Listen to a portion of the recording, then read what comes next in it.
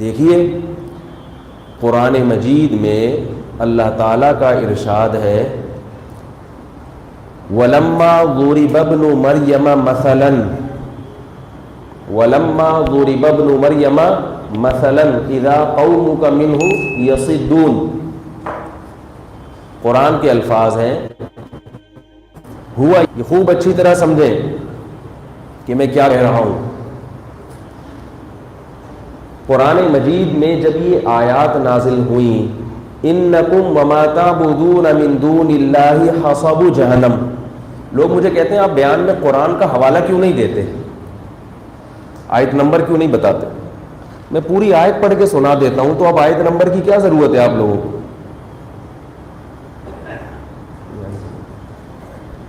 او بھائی ایک آدمی حوالہ نمبر دے وہ زیادہ بہتر ہے کہ پوری آیت پڑھ کے سنا دے، یہ آیت کا ٹکڑا پڑھ کے سنا دے. کیا خیال ہے؟ تو آم کھانے سے مطلب ہونا چاہیے، پیڑ گننے سے مطلب نہیں ہونا چاہیے. تو آپ وہ آیت گوگل پہ لکھیں تو گوگل آپ کو نکال کے دے دے گا وہ آیت. تو قرآن کے الفاظ کیا ہیں؟ انکم وما تعبدون من دون اللہ حصب جہنم. اللہ نے مشرکین سے کہا کہ تم جن بتوں کی، جن معبودوں کی عبادت کرتے ہو، غیر مسلموں سے اللہ نے کہا کہ تم خود بھی، توجہ ہے نا آپ لوگوں کی، بہت اہم بات عرض کر رہا ہوں آپ کے سامنے، اس کو اچھی طرح پوائنٹ یہ اپنے پلو میں باندھ لیں. اس کے بعد آپ کو ہر جگہ گستاخی نظر نہیں آئے گی، آپ کو لوگوں کو سے اچھا گمان رکھنا انشاءاللہ سیکھ جائیں گے، چاہے وہ کسی بھی مسلک کا ہو. اس میں مسلک کی بات نہیں ہے، کوئی بھی ہو. جب یہ اصول آپ کے ذہن میں رہے گا جو قرآن سے ثابت ہے، اور ویسے بھی کامن سینس کی بات بھی ہے، لیکن بعض لوگوں میں سینس ہوتی نہیں ہے، تو ان کو کیسے سمجھائیں. تو پھر ان کو قرآن کی جب آیت دے دی جائے نا تو پھر یہ مضبوط دلیل بن جاتی ہے، بشرطے کہ وہ قرآن کو مانتا بھی ہو. یہاں تک سمجھ میں آ گئی؟ ٹی وی میں تو نہیں آ رہا میں بھائی؟ آج پنکھوں کا بہت شور ہو رہا ہے جی. اچھا چلیں خیر. تو اللہ نے قرآن میں فرمایا کہ تم بھی اور جن معبودوں کی تم عبادت کرتے ہو، جن خداؤں کی تم عبادت کرتے ہو، وہ بھی تمہارے ساتھ جہنم میں جائیں گے. وہ جہنم کا ایندھن ہے. سمجھ گئے یہاں تک؟ یہ قرآن نے دعویٰ کیا. فوراً مشرکین نے اعتراض شروع کر دیا، آپ نے تو اے نبی، آپ نے تو اے محمد صلی اللہ علیہ وسلم، آپ نے تو جتنے خدا تھے سب کو جہنمی قرار دے دیا. کیونکہ کافر بعض ایسے خداؤں کو بھی، من گھڑت خداؤں کی بھی عبادت کرتے ہیں جو آپ کی رائے کے مطابق بھی کیا ہے؟ جنتی ہیں، جہنمی نہیں ہیں. جیسے کہ عیسائی حضرت عیسیٰ ابن مریم کی عبادت کرتے ہیں.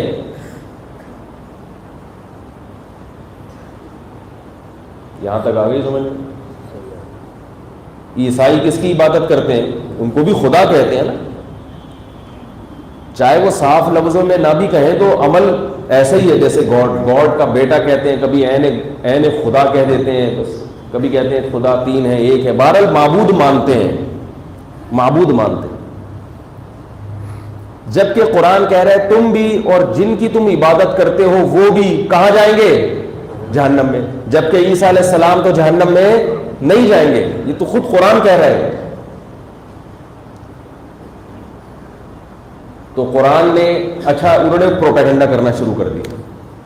آیت پکڑ لی اور کیا کرنا شروع کر دیا؟ پروپیگنڈا.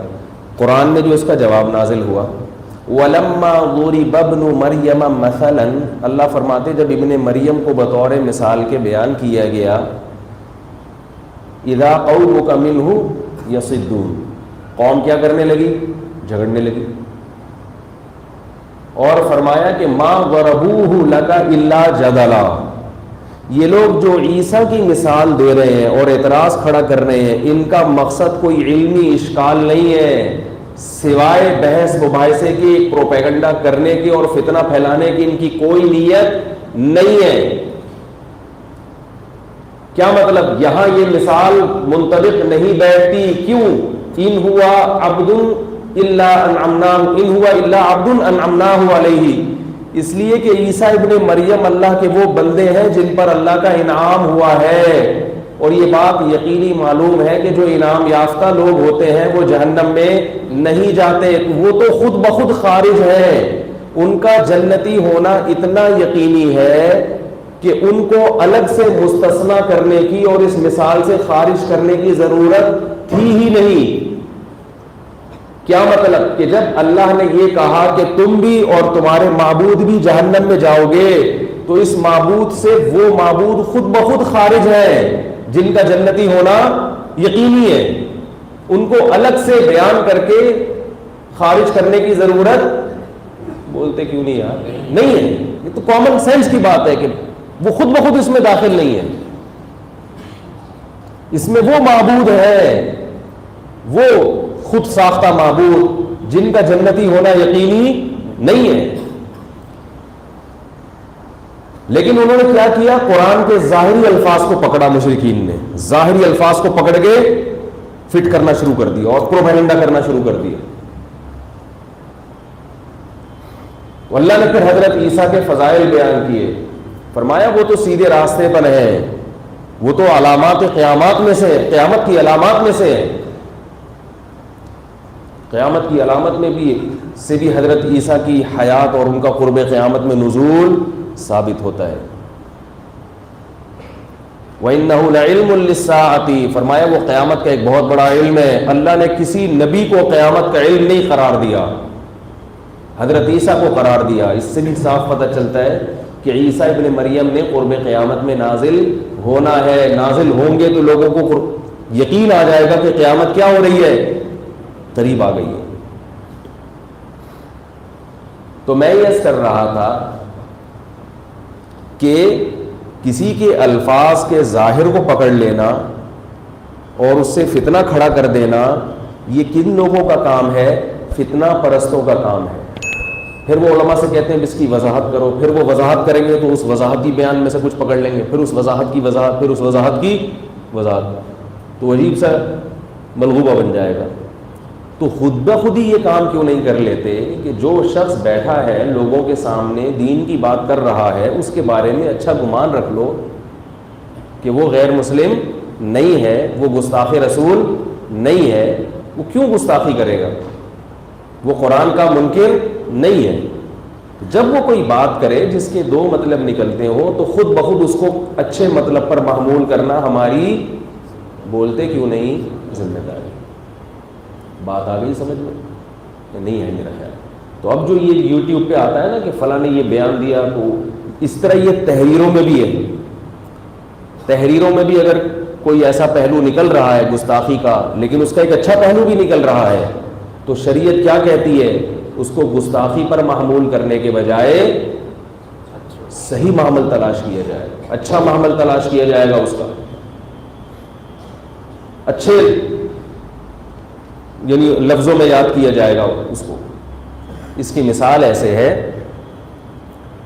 دیکھو کوئی شخص یہ بیان کرے، میرے پاس تو زیادہ تر لوگ مولانا طارق جمیل صاحب کی کلپ بھیجتے ہیں، انہوں نے یوں کہا، کیونکہ مشہور وہ ہیں زیادہ، ان کی تقریریں زیادہ مشہور ہیں. انہوں نے بیان میں یہ کہا کہ اللہ نے جنازہ پڑھایا نبی صلی اللہ علیہ وسلم کا، تو یہ تو گستاخی ہو گئی. میں نے کہا اس میں گستاخی کیا ہو گئی بھائی؟ ہاں یہ الگ بات ہے کہ یہ حدیث سند کے لحاظ سے بہت کمزور ہے، اتنی کمزور روایت ہے، یہ تاریخی واقعہ ہے، کوئی روایت بھی ایسی نہیں ہے. تو میں اس واقعے کو درست نہیں مانتا. یہ جو اللہ کا نے جنازہ پڑھایا، اس میں اختلاف رائے ہو سکتا ہے. ایک عالم کی یہ رائے ہو سکتی ہے کہ کوئی بھی تاریخی روایت ہے تو اس سے کوئی فقہی مسئلہ اگر ثابت نہیں ہو رہا تو اس کو بیان کرنے میں کوئی حرج نہیں ہے، اس سے کوئی حلال و حرام کا مسئلہ ثابت نہیں ہوا.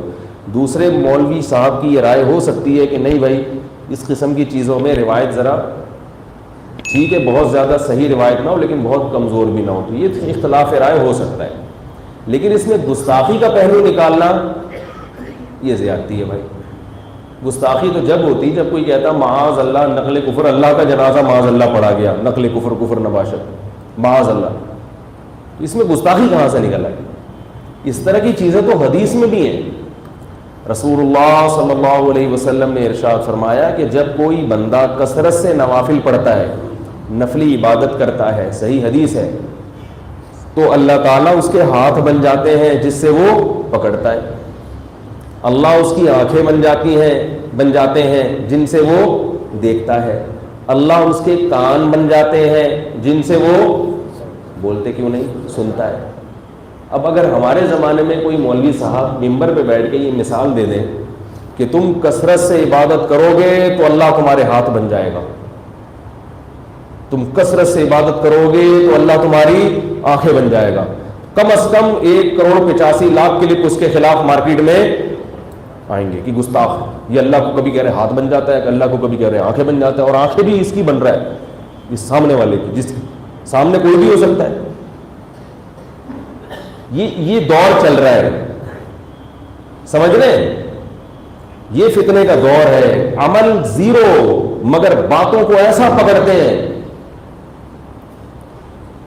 تو یاد رکھو یہ لوگ دین کی خدمت نہیں کر رہے، لوگوں کو دین سے دور کر رہے ہیں. تبھی لبرل طبقہ دین سے اور دور ہو رہا ہے، علماء سے اور دور ہو رہا ہے کہ بھائی ان کا تو کچھ پتہ نہیں کب کون سی بات پکڑ لیں.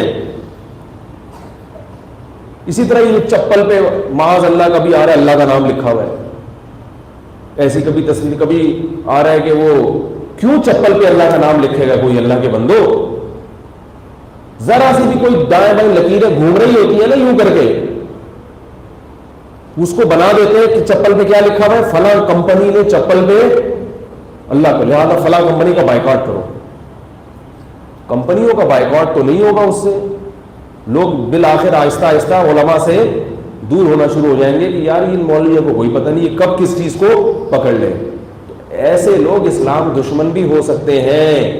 اسی طرح یہ بھی میسج بہت چلتے ہیں، فلاں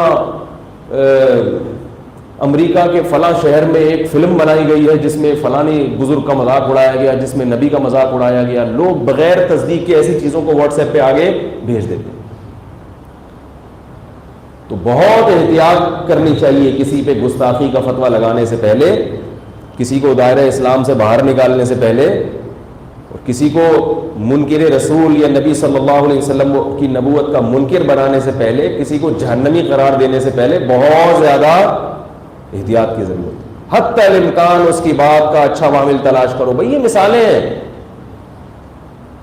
یہ جو نبی نے فرمایا کہ جب کوئی بندہ کثرت سے عبادت کرتا ہے تو اللہ اس کے ہاتھ بن جاتے ہیں جن سے وہ پکڑتا ہے، اللہ اس کی آنکھیں بن جاتی ہیں جن سے وہ دیکھتا ہے. اس کا صحیح مطلب بھی تو ہو سکتا ہے، اور صحیح مطلب ہے کیا مطلب؟ اس کا کوئی کام اللہ کی مرضی کے خلاف نہیں ہوتا.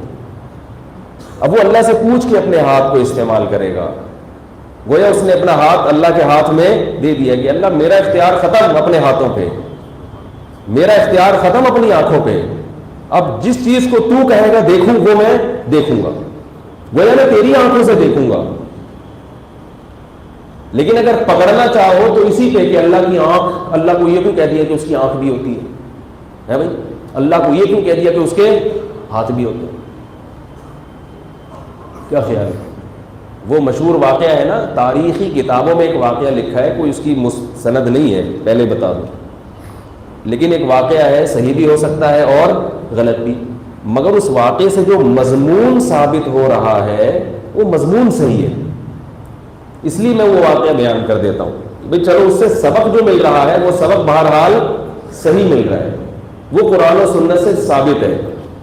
تو ایک واقعہ لکھا ہے کتابوں میں کہ حضرت موسیٰ علیہ السلام نے ایک شخص کو دیکھا، وہ شخص کہہ رہا ہے کہ اے اللہ اگر تو میرے سامنے ہوتا، اللہ سے محبت کا اظہار کر رہا ہے ان لفظوں میں، اے اللہ اگر تو میرے سامنے ہوتا تو میں تیرے بالوں میں کنگھی کرتا. بیچارہ سیدھا سادہ تھا، شکر ہے ہمارے زمانے میں نہیں تھا، ورنہ فوراً تھا ہو جاتا ہوں.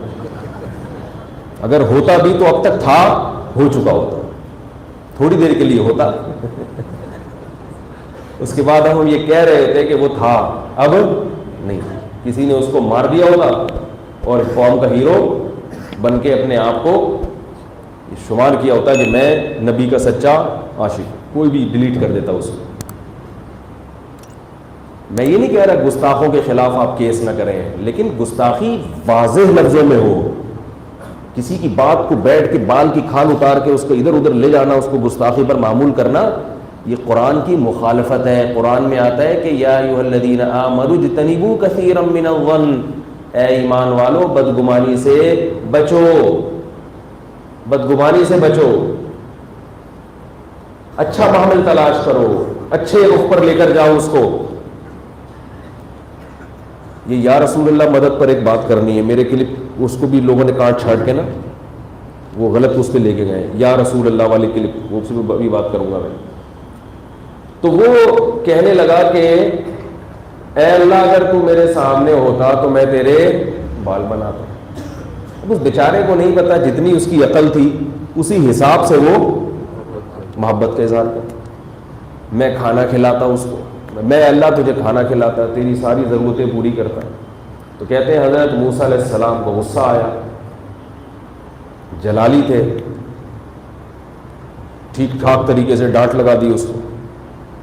تو اللہ تعالیٰ نے حضرت موسیٰ علیہ السلام سے فرمایا، جس کو مولانا رومی نے ان اشعار میں پیش کیا ہے، تو برائے وصل کردن آمدی، تو برائے وصل کردن آمدی، نے برائے فصل کردن آمدی. اے موسیٰ تو لوگوں کو اللہ سے جوڑنے کے لیے آیا ہے، اللہ سے توڑنے کے لیے نہیں آیا. اس کی بیچارے کی مینٹل اپروچ اتنی ہے، اس کی سمجھ میں دیکھو، ہمیں جو قرآن و حدیث نے اللہ کی جو ذات کے لحاظ سے جو باتیں کی ہیں نا، ایک تو اللہ کے وہ اوصاف ہیں، اللہ طاقتور ہے، اللہ علم والا ہے، اللہ قدرت والا ہے، یہ تو سب کی سمجھ میں آتی ہے. لیکن ہمارے ذہن سے قریب کرنے کے لیے، ہمیں اللہ کی ذات سمجھانے کے لیے قرآن میں اللہ کے لیے کچھ ایسے الفاظ استعمال ہوئے جو متشابہات میں سے ہیں، جن کی پوری کیفیات ہم نہیں سمجھتے. تو ہمیں یعنی ایک چیز ہماری فہم کے قریب کرنے کے لیے، جیسے حدیث میں آتا ہے قیامت کے دن اللہ روٹی پکائیں گے، اتنی بڑی روٹی ہوگی رحمان کے ہاتھوں سے پکے گی. صحابہ ان چیزوں کی گہرائی میں نہیں جاتے تھے کہ یا رسول اللہ، اللہ کے ہاتھ کیسے ہیں، روٹی کیسے پکائے گا. ایک بات سمجھا دی، ہمیں بتا دیا بھائی اللہ اپنے بندوں سے محبت کا اس طریقے سے اظہار کرے گا.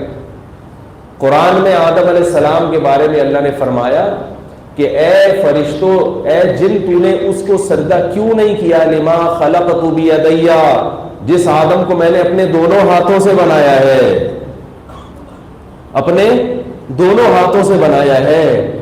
جب آپ دونوں ہاتھوں سے کوئی چیز بناتے ہیں، دیکھو جو چیزیں کمپنی سے بن کے آتی ہیں وہ الگ چیز ہوتی ہے، اور ایک آپ کی اپنے ہاتھ کی بنائی ہوئی. آپ اگر کوئی کارپیٹ بنائیں، اپنے ہاتھ سے سلائی کڑھائی کریں، کوئی سویٹر بنائیں اپنے ہاتھ سے، خواتین ہوتی ہیں نا سویٹر بناتی ہیں اپنے ہاتھ سے، بیٹے کو دے دیا، بیٹا یہ میرا ہاتھ کا بنا ہوا ہے، یہ میرے ابا کی جو فیکٹری تھی نا، جو کمپنی، اس میں نہیں بنایا میں نے، یہ ٹیلر سے نہیں بنوایا ہے. تو وہ ہاتھ کی بنی ہوئی چیز ٹیڑھی میڑھی کیوں نہیں ہو، اس کی انسان قدر کرتا ہے کہ فلاں نے یہ اپنے ہاتھوں سے بنایا ہے. تو اللہ نے آدم علیہ السلام کی ویلیو کو بیان کرنے کے لیے، سب چیزیں اللہ نہیں بنائی ہیں، لیکن آدم علیہ السلام کے بارے میں اللہ نے جن سے کیا کہا، شیطان سے، کہ ایسی ذات کو تو نے سجدہ کیوں نہیں کیا جس کو میں نے اپنے، اور ہاتھوں بھی نہیں فرمایا، جس کو میں نے اپنے دونوں ہاتھوں سے بنایا ہے. اب فتنہ پرست آدمی کیا کرے گا، اللہ کے دونوں ہاتھ، اب اس کا مطلب تلاش کرو، اس پہ شروحات لکھو، اس پہ یوٹیوب پہ کلپ بناؤ. اور عقل مند کیا کہے گا، بھائی اللہ ہی مراد جانتا ہے، جو مقصد ہے وہ تو سمجھ میں آ رہا ہے نا.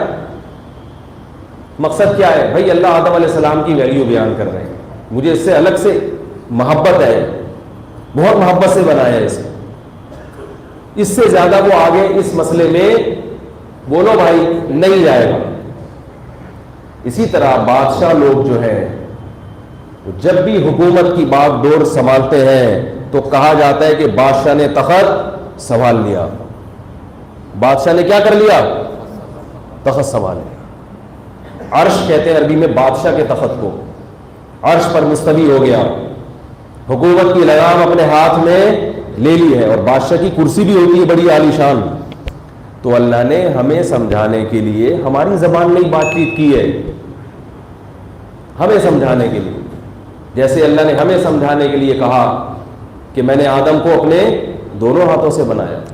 اللہ نے ہمیں سمجھانے کے لیے کہا کہ اللہ تعالیٰ اس پوری کائنات پر محیط ہے، عرش پر ہے، اور عرش پر اس کی کرسی ہے، اور وہاں پر اللہ جلوہ افروز ہے.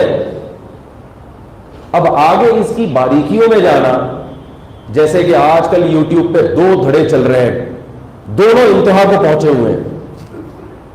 ایک کہہ رہا ہے کہ اللہ کو کوئی عرش پر مان لے اس سے مکان لازم آتا ہے، تو یوں کہہ دیا گویا اللہ کسی جہت کے ساتھ خاص ہے، تو وہ بھی گمراہ.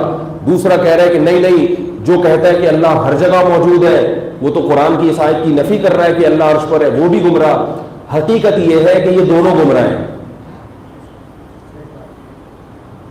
اللہ کے بندوں جتنا بتا دیا اس میں زیادہ گہرائی میں مت جاؤ، یہ چیزیں متشابہات میں سے ہیں. میں نے پچھلے ہفتے حدیث پیش کی تھی کہ ایک باندی نبی کے پاس آئی، آپ صلی اللہ علیہ وسلم نے پوچھا این اللہ، اللہ کہاں ہے؟ اس نے کہا فی السماء، آسمان میں ہے. آپ نے فرمایا اس کو آزاد کر دو، یہ مومن ہے. نہ اس باندی نے بتایا کہ یا رسول اللہ آسمان میں ہونے کا مطلب، میں نے بول تو دیا آسمان میں ہے، یا رسول اللہ آسمان میں ہونے کا مطلب تو یہ کہ اللہ کسی خاص رخ پر ہے. اب کیسی فضول بحثیں چل رہی ہیں. ایک صاحب نے بھیجا کہ اللہ اگر عرش پر ہے تو عرش اللہ سے، وہ ایک ٹی وی میں پروگرام آتا ہے، اس میں دیکھا کہ چند مولاناؤں کو بٹھا کے مرغوں کی طرح لڑایا ہوا ہے آپس میں، اور یہ مسئلہ جو ہے نا عرش والا، اس پہ لڑ رہے ہیں. ایک کہہ رہا ہے کہ اللہ اگر عرش پر ہے تو پھر عرش تو اللہ سے معاذ اللہ یعنی اللہ سے چھوٹا ہے. کیا خیال ہے؟ تو اللہ کی ذات تو عرش سے بڑی ہے، تو اللہ کیسے عرش پہ آ گیا؟ دوسرا جواب میں کہہ رہا ہے کہ نہیں، کہ وہ جو ہے ہر جگہ کیسے آ گیا. کس قدر خطرناک بحثیں ہیں جو اللہ کی ذات کے بارے میں میڈیا پہ لائی جا رہی ہیں، اور وہاں مولانا لوگ آپس میں کیا کر رہے ہیں؟ لڑ رہے. تو آپ صلی اللہ علیہ وسلم نے باندی سے پوچھا اللہ کہاں ہے؟ اس نے کہا آسمان میں. نہ آپ نے اس کو ڈیٹیل بتائی کہ آسمان میں ہونے سے جہت لازم آ رہی ہے کہ نہیں آ رہی ہے، مکان لازم آ رہا ہے، عرش چھوٹا ہے اللہ بڑے ہیں، تو کیسے آ گئے اس عرش پر؟ پھر کرسی گول کرسی ہے یا کیا ہے؟ نہ آپ نے تفصیل بتائی، نہ باندی نے تفصیل بتائی. بس مبہم، اس سے زیادہ ہمیں اس کی گہرائی میں جانے کی ضرورت بولو بھائی نہیں ہے.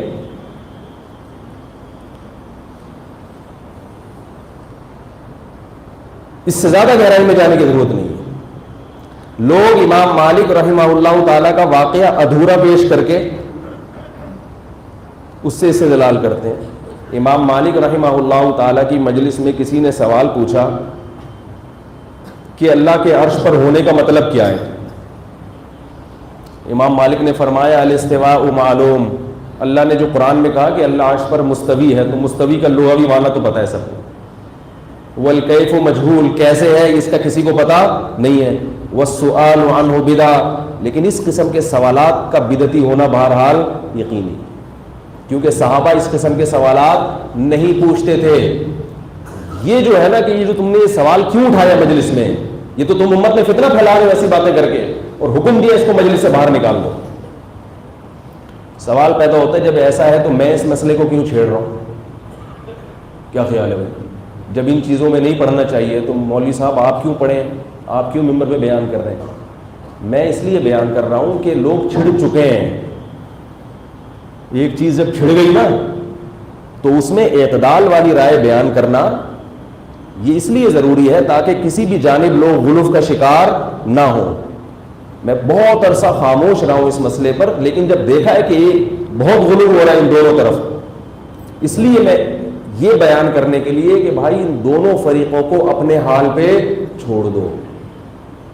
تو اتنا بیان کرنا تو ضروری ہے نا علماء کی ذمہ داری، کیونکہ دیکھ رہا ہوں دونوں طرف دو انتہاؤں کی طرف لوگ جا رہے ہیں. ایک مسئلے کو لوگوں نے دیوبندیت کا معیار بنا لیا، دوسرے مسئلے کو لوگوں نے غیر مقلدیت کا معیار بنا لیا. دو انتہاؤں پہ جا کے ایک دوسرے کے خلاف توپے اور بم سے فائرنگ ہو رہی. چھوڑ دو. کوئی اگر غلو کرتا بھی ہے تو بولو چھوڑو، بس کرنے دو اس کو، کیونکہ اس کی بحث کو اٹھاؤ گے تو مسئلہ کیا ہوگا؟ خراب. اللہ نے کہہ دیا اللہ عرش پر ہے، چھوڑ. کیسے ہمیں نہیں پتا بھائی کیسے. مکان لازم آ رہا ہے, بولے ہمیں نہیں پتا مکان کیا ہوتا ہے. مکان کیا ہوتا ہے بھائی؟ بھائی اس سے تو معاذ اللہ اللہ کا جسم لازم ہو رہا ہے کہ یہ کیا ہوتا ہے, یہ کیا ہوتا ہے. بدھو بن جاؤ, بہت سی چیزوں سے جاہل رہنا یہ زیادہ بہتر ہے بنسبت ان چیزوں کا علم حاصل ہونے سے. کم علمی ہر مقام پر عیب نہیں ہے, بہت ساری چیزوں میں کم علمی یہ اللہ کی نعمت ہے. کوئی پوچھے اس کا کیا مطلب ہے, کہ ہمیں نہیں پتا یار, کہ آپ اتنے بڑے مفتی ہو کہ آپ کو نہیں پتا, بولتے ہم تو جاہل ہیں بھائی. اب وہ کس نے کہا؟ ایسے موقع پتلی گلی سے نکل لو. میں پہلے ایسے ہی پتلی گلی سے نکلتا رہا ہوں. میں جب پنجاب میں جاتا تھا لوگ مجھ سے پوچھتے تھے حیاتی مماتی, میں کہتا تھا یہ کیا ہوتا ہے, واقعی مجھے نہیں پتا تھا کیا ہوتا ہے. کہ وہ کیا ہوتا, میں نے کہا پتہ نہیں کیا ہوتا ہے, کیونکہ ہم نے اپنے بزرگوں سے یہ مسائل کبھی سنے ہی نہیں تھے. اتنا زیادہ پنجاب میں فتنہ ہے, انتہاؤں تک پہنچے ہوئے ہیں, 2 حصوں میں مسجدوں میں نمازی بٹ چکے ہیں. تو اگر کوئی آپ سے پوچھے بولے کیا کیا کیا کیا پوچھ رہا ہے بھائی تو, ٹھیک ہے, آپ صلی اللہ علیہ وسلم کی وفات ہو گئی ربیع الاول کے مہینے میں پیر کے دن, اس کے بعد آپ صلی اللہ علیہ وسلم قبر میں کس حالت میں ہیں, اللہ دنیا کے لحاظ سے تو آپ چلے گئے, یہ تو سب مانتے ہیں. وہاں اللہ نے اپنے نبی صلی اللہ علیہ وسلم کو کوئی مخصوص قسم کی حیات دی ہے, وہ بھی سب کا عقیدہ ہے, وہ حیات مخصوص, کیونکہ شہداء کو جب دی ہے تو انبیاء کو یقیناً اس سے افضل ملی ہوگی, جو برزخی حیات ہے. بس اس سے آگے کوئی کہتا ہے نہیں وہ یوں ہے تو وہ یوں ہے, بولو بھائی آگے مجھے نہیں پتا ہے, مجھے تو یہ بتا, اس سے پوچھو اس طرح کی بحث ہے, مجھے تو یہ بتا رشتہ نہیں مل رہا کوئی. کنوارا یہ پوچھے کہ یار رشتہ نہیں مل رہا, کوئی اچھا سا رشتہ بتا دے یار, چھوڑ یار اس کو, رشتہ نہیں مل رہا, کیا بتا دے اچھا سا, بے روزگار ہے تو کہا یار کہیں سے جاب دلا دے, کیا خیال ہے. تو ہر چیز میں نہ الجھو ورنہ گمراہی کی طرف نکل جاؤ. اور اگر کوئی عالم کر رہا ہے اس کو بھی چھوڑ دو اپنے حال میں, بھائی حضرت جی ہوں گے دامت برکاتہم, بہت پہنچے ہوئے ہیں, ان کا یہی خیال ہوگا. وہ حضرت جی جب آپ کو بتائیں نا یہ مسئلہ تو بولے حضرت جی ٹھیک ہے آپ بہت اچھے ہیں لیکن مجھے کوئی اچھا سا رشتہ بتا دیں, شادی نہیں ہو رہی, جاب نہیں مل رہی, کوئی وظیفہ بتا دیں, دعا کر دیں, یہ پوچھا کرو. جو پریکٹیکل لائف سے جن چیزوں کا تعلق ہے ان چیزوں میں پڑھا کرو. باقی چیزیں علماء کے لیے چھوڑ دو کہ وہ خود الجھیں, خود کریں. ہر چیز عوام کے جاننے کی نہیں ہوتی اور ہر چیز میں عوام کو پڑھنا مناسب بھی نہیں. سمجھ رہے ہو بات؟ تو میں یہ عرض کر رہا تھا کہ دیکھو رسول اللہ صلی اللہ علیہ وسلم نے حدیث میں کتنی پیاری پیاری حدیثیں ہیں کہ اللہ تعالیٰ اپنے ہاتھوں سے روٹی بنائے گی. روایت میں آتا ہے, حدیث میں آتا ہے کہ اللہ تعالیٰ کے 2 ہاتھ ہیں اور دونوں دائیں ہیں, اللہ کا بایاں ہاتھ کوئی نہیں. کیا مطلب؟ دائیں ہاتھ میں برکت ہوتی ہے تو اللہ کے دونوں ہاتھ دائیں ہیں. اب طبیعت میں اگر فتنہ نہیں ہے تو یہ حدیث سن کے بڑا مزہ آئے گا, اور اگر طبیعت میں فتنہ ہے شیطان تو یہ بیٹھا رہے گا یوں, یار اس کا کیا مطلب ہے 2 ہاتھ بھائی, اور وہ بھی سیدھے. یار ایک طرف یہ والا جب سیدھا ہو گیا تو یہ والا سیدھا کیسے ہو گیا؟ تو بیٹھے رہو, پاگل ہو جاؤ, تھوڑے دن میں ڈپریشن کی گولیاں کھاؤ. اور اس طرح کی بہت ساری روایت حدیث میں آتا ہے کہ اللہ تعالیٰ رات کے آخری حصے میں آسمان دنیا پر آ جاتے ہیں اور کہتے ہیں حل من مستغفر اغفر لہ, کوئی ہے مجھ سے گناہوں کی مغفرت طلب کرنے والا, کوئی ہے جس نے دن میں گناہ کیا ہو اور اب رات کے آخری حصے میں مجھ سے معافی مانگ رہا ہو, تو میں اس کے قریب آ گیا ہوں. میں پہلے عرش پر تھا, اب میں کہاں آ گیا ہوں؟ عرش سے نیچے آ گیا ہوں, میں نیچے آ گیا ہوں تاکہ اپنے بندوں کی آواز کو سنوں. سمجھدار لوگ اس حدیث کو غنیمت سمجھتے ہیں کہ ہمارا رب پہلے بھی ہم سے قریب تھا اور اس وقت میں اور زیادہ قریب ہو گیا. تو عقل مند لوگ اس وقت کو غنیمت جان کے رب کے سامنے کھڑے ہو جاتے ہیں. اور احمق اور بیوقوف یوٹیوب پہ سرچ کرتا ہے کہ اس حدیث کا بولو بھائی مطلب کیا ہے. غیر مقلد اہل حدیث کیا کہتے ہیں اس حدیث کی تشریح میں, اور دیوبندی کیا کہتے ہیں, اور بریلیوں کا کیا کانسیپٹ ہے, اور پھر الجھتا رہتا ہے. نہیں یاری میرا حل. اب لوگ اس پہ ہیں بھئی اللہ جب آسمان دنیا پر آتے ہیں تو عرش پر کیا ہوتا ہے؟ جب اللہ ہر جگہ موجود ہیں تو پھر وہاں کیوں آتے ہیں؟ تو اس کا یہ جواب ہے پھر اللہ عرش پر ہے. تو پاگلوں وہ اس کو تہجد کی توفیق بولو بھائی نہیں ملی. بھائی چھوڑو, اللہ کی ذات کی گہرائی ہے. ہمیں تو جو بتایا جو بھی ہوتا ہے وہ اللہ ہی بہتر جانتا ہے. ہمیں تو یہ بتایا کہ ہمارا رب ہم سے رات کے آخری حصے میں قریب ہو جاتا ہے. پھر الٹے الٹے اعتراضات, کبھی رات کا آخری حصہ تو دنیا میں ہر جگہ چل رہا ہوتا ہے, تو اللہ امریکہ میں بھی رات کے آخری حصے میں آئے ہوئے ہوتے ہیں, تو پھر جاپان میں تو نہیں ہوتے. تو یہ ان لوگوں کا کام ہے جو فارغ لوگ ہیں اور جن عملی زندگی سے بولو بھائی دور ہے. ہمیں بتا دیا گیا اللہ کی ذات ہے, اس کی گہرائیوں کو ہم نہیں جانتے. ہاں کوئی غفار بھائی کے بارے میں کہتا کہ وہ رات کے آخری حصے میں امریکہ میں بھی ہوں گے اور جاپان میں بھی ہوں گے, تو یقیناً آپ یوٹیوب پہ سرچ کرتے غفار بھائی کا کہ بھئی یہ انسان ہے یا جن ہے, کیا ہے یہ. وسیم بھائی جو ہیں, کوئی آپ سے کہے کہ میں نے وسیم بھائی کو اتنے بج کے اتنے منٹ پر امریکہ میں بھی دیکھا ہے اور اتنے بج کے اتنے منٹ پر میں نے ان کو جاپان میں بھی دیکھا ہے, تو آپ وسیم بھائی کا بھی لیبارٹری ٹیسٹ کروائیں اور جس نے دیکھا ہے اس کا بھی لیبارٹری ٹیسٹ کروائیں. کیا خیال ہے کہ یہ دونوں جنات ہیں یا انسان ہیں؟ تو انسانوں کے بارے میں تو ہم اشکالات کریں گے, اللہ کی ذات عقل سے بالا ہے. تو اس لیے میں آپ سے یہ عرض کر رہا ہوں کہ ان چیزوں کی گہرائی میں بولو بھائی مت جاؤ. جیسے بتا دیا بس ظاہر پر ایمان لاؤ, کیفیات اللہ پہ چھوڑو. تو اب دیکھنا فتوے آئیں گے, ابھی دیکھنا واٹس ایپ پہ میرے خلاف فتوے آئیں گے, وہ فلاں ادارے سے فتویٰ لکھا جو یہ نہیں مانتا وہ اہل سنت سے خارج ہے. تو وہ فتویٰ آپ مجھے بھیجنے کی چندہ ضرورت نہیں ہے, مجھے پتہ ہے فتوے بھی آ رہے ہیں مارکیٹ میں, اور جو فتویٰ دے رہے ہیں میں ان کو بھی غلط نہیں کہتا. یہ سیاسی بیان نہیں ہے میرا, میں کہتا ہوں ان کی سمجھ میں یہ آ رہا ہوگا تو بھائی یہ کر لیں. کیا خیال ہے؟ ہر آدمی کو کی مینٹل اپروچ بھی ایک جیسی نہیں ہوتی, ہر آدمی کی معلومات بھی ایک جیسی نہیں ہوتی. اور یاد رکھو کہ جب بھی کسی بیان پر کوئی اعتراض کیا کرے نا, تو اعتراض والا اسٹائل نہیں ہونا چاہیے, اشکال والا اسٹائل ہونا چاہیے. سامنے والے کو بالکل مخنجو نہ سمجھیں.